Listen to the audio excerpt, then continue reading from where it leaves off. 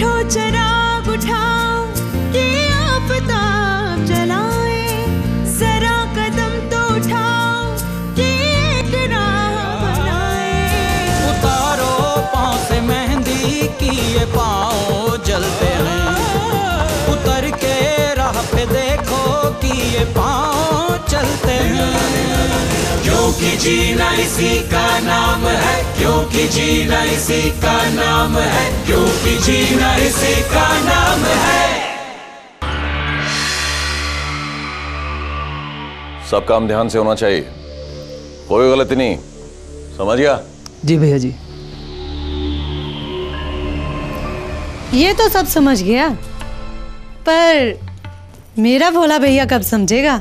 अरे मेरी बहना, मैं क्या समझूं, मैं तो सब कुछ। हाँ हाँ, तू तो इस बड़े घर का सब कुछ है, बड़े साहब का दाहिना हाथ है तू तो, तुझे क्या जरूरत है कुछ समझने? हाँ, पर मेरे भोले भैया, गर्म हवा को सर्द होने में वक्त नहीं लगता। तू कहना क्या चाहती है? यही कि बड़े साहब आंखें फेर रहे हैं तुझसे, तू उनके दरबार में दरबारी से धोबी होता जा रहा है। क्या बात करती है बहना, जीजा और मेरे साथ? वो पति हैं मेरे, उनके माथे की सिलवट का मतलब समझती हूँ मैं। अब तो मंगत तेरे जिम्मे वो काम आ रहे हैं जो कभी उनके छोटे मोटे नौकर किया करते थे। अरे नहीं बहना, तुझे कुछ गलत फहमी हुई है। जीजा और गलत फहमी तो प्रोमिला की जूती भी नहीं छूती। बड़े साहब की आंख का तारा आजकल वो अभिमन्यु है। मेरे भाई की तरफ से तो आंखें फेर ली बड़े साहब ने। अब तो हवाओं में बस एक ही गूंज सुनाई दे रही है, अभिमन्यु अभिमन्यु अभिमन्यु। नहीं बहना,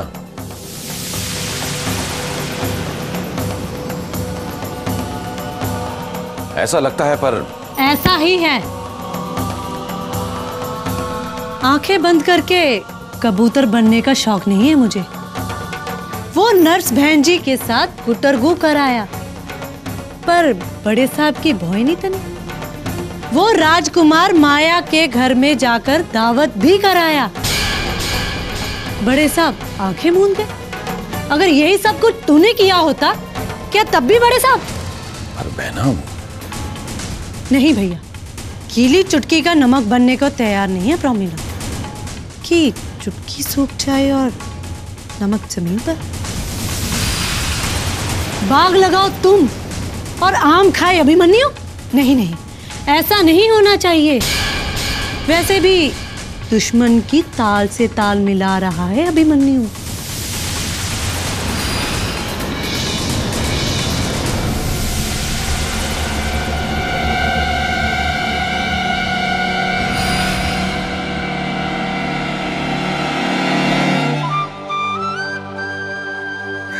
देवा जी, वो तो आप देख ही लेना, जो भी होगा पता कर लेंगे। हाँ ठीक है। सलाम सरपंच जी। कैसी हो शबनम? मैं ठीक हूँ, बस प्रतियोगिता की दौड़ भाग हो रही है। सरपंच जी, आपने वादा किया था आप हमारी प्रतियोगिता की जज बनेंगी, आपको याद है ना? हाँ हाँ, मैं जरूर आऊंगी। अरे अरे, पर कैसे भाभी? और ये नया नाटक क्या शुरू कर दिया थी शबनम तूने?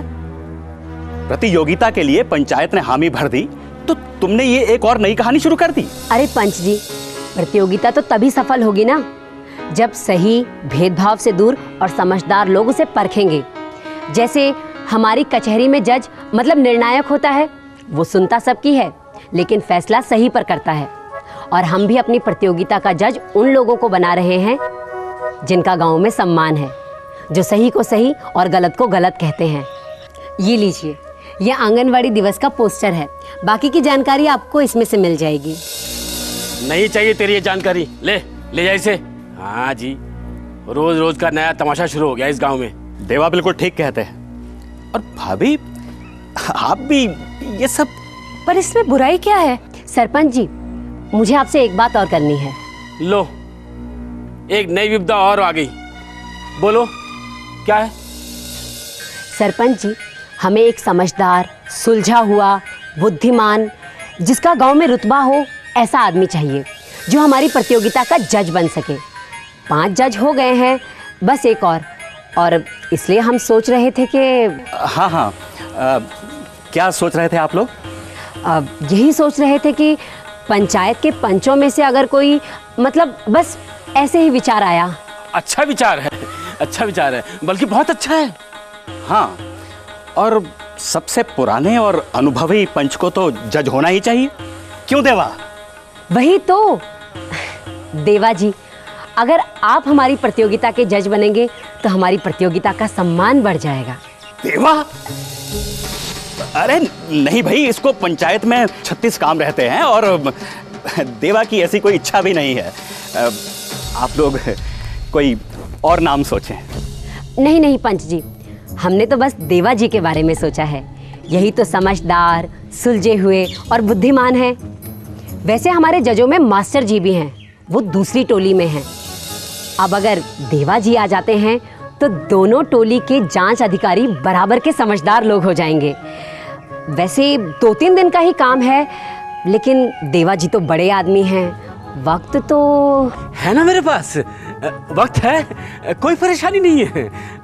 अब तुम जब कह रही हो तो देखो, वैसे भी पंच होने के नाते मेरा ये कर्तव्य हो जाता है कि गांव में जो भी अच्छा काम हो रहा है मैं उसमें भाग लूं। क्यों सरपंच जी? हाँ हाँ देवा जी। तो शबनम जी चलें? जी। क्यों फिक्र करते हैं जीजा, मैं हूं ना, सब संभाल लूंगा। जीत का गाल बजाकर युद्ध नहीं जीते जाते मंगत। पिछली बार भी तुमने ऐसा ही कहा था, पर हुआ क्या? बलबीर अपना काम कर गया और तुम? जीजा, इस बार ऐसा कुछ नहीं होगा। इस बार, उस बार, कितनी बार? मुझे नतीजे चाहिए मंगत, और नतीजे इस पार या उस पार होते हैं। पिछली बार अगर तुमने सौदा कर लिया होता तो बलबीर अपने पंजे उठाकर हमारे कद की बराबरी नहीं कर सकता था, पर हुआ क्या?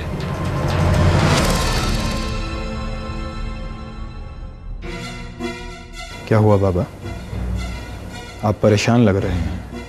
अभिमन्यु, परेशान नहीं लग रहा हूं, बल्कि मैं परेशान हूं। एक चींटी जो अपना पेट फुला फुला कर हाथी बनने की कोशिश कर रही है और हम कुछ नहीं कर पा रहे हैं। कौन है वो? बलबीर, सराय पार का बड़ा डॉन।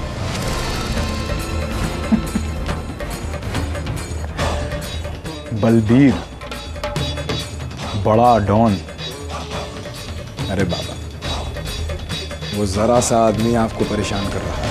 अभिमन्यु, बलबीर जरा सा आदमी नहीं है, उसका कारोबार और उसकी ताकत बहुत बढ़ चुकी है। छोटा आदमी हमेशा छोटा ही रहता है मंगत बाबू।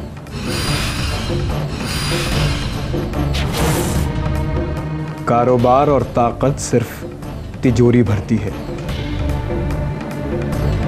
अक्ल नहीं। बाबा आप फिक्र मत कीजिए, बलबीर को मैं देख लूंगा। मंगत बाबू, अपने बड़े डॉन को संदेशा भेज दीजिए कि मैं उससे मिलना चाहता हूं।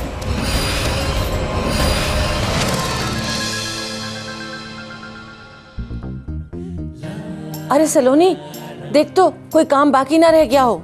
कुछ भी बाकी नहीं बचा है अम्मा, जो जो तुमने कहा था सब वैसा ही हो गया है। हाँ अम्मा, देखो घर के कोने कोने की सफाई हो गई। अब तो बस अपने ओम को तैयार करना बाकी है। अरे तो जल्दी करना। देखो भाई, हमारी तरफ से कोई काम बाकी नहीं रहना चाहिए, तैयारी पूरी होनी चाहिए। हाँ अम्मा। तो जा ना, जल्दी से ओम के लिए अच्छे अच्छे कपड़े निकाल के ला, जा। अरे मेरा लल्ला, मेरा बेटा।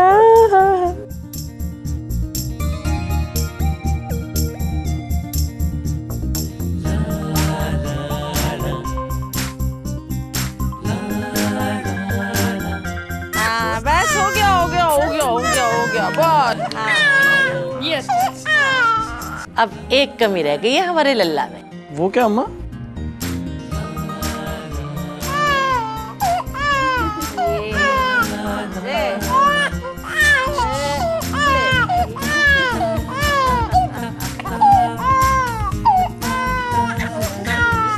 अब भी कुछ है जो रह गया है। अरे क्या है, क्या है?